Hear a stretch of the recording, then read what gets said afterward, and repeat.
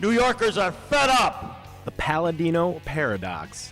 Shortly after Carl Palladino's primary victory Tuesday, State Senate Minority Leader Dean Skelos welcomed him to the fight for the GOP.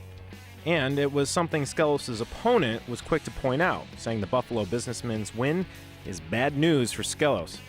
Democrat George Sava claims voters' embrace of Palladino is a rejection of what he calls the Republican machine led by Skelos in the Senate. Today, he took that criticism a step further, suggesting the leader is a rhino, or, in other words, a Republican in name only, for not exactly living up to the Grand Old Party's traditional platform. Sava, a former Republican himself turned Democrat, is running a fiscally conservative platform and accuses Skelos of raising taxes 400 times during his tenure in office. Dean Skelos stands for increased taxes, increased spending, and increased debt.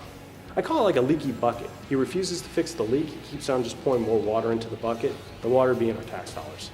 The spokesperson for the Skelos campaign refutes those claims, saying when the GOP was in control of the Senate, especially during the Pataki years, income taxes were cut to an average of $725 a year, and they eliminated a $5 billion deficit at the same time. The only tax increases, the spokesperson says, were routine bills voted on by both parties as a way to give local governments the authority to collect sales taxes. These Republican leaders Channeling FDR. Although the landscape of the 41st Senate District has changed over the years, one thing hasn't. It's been represented by a Republican for a century. People are just fed up with the same old, and they want to see fresh ideas and fresh faces. Barrett hopes to change that by becoming the first Democrat in that district since then State Senator Franklin Roosevelt. Barrett is taking on the current GOP incumbent Steve Saland and is hoping to use the current anti-incumbent sentiment and outrage from last year's Senate coup to her favor. Saland says he did support the coup and Senator Pedro Espada, but he says it was only after the Democrats passed the now infamous MTA tax.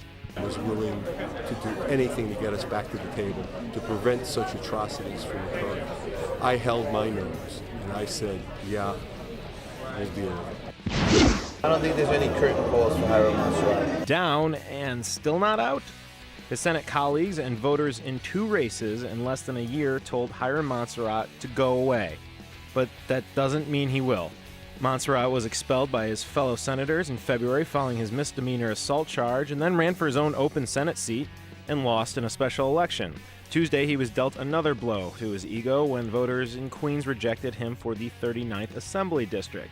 But that doesn't mean Monserrate is bowing out of politics. It's now rumored on the blogosphere that he'll make another go for the Assembly in 2 years. And while he hasn't definitively discussed his future political ambitions, it sounds eerily similar to what his amigo and coup cohort Pedro Espada Jr. said after his defeat this week. And we'll see what politics brings. I am not quitting. I told the audience here tonight that they have never, ever defined me as a quitter. And that's this week's Trail Mix. Mike Whittemore, Capitol Tonight.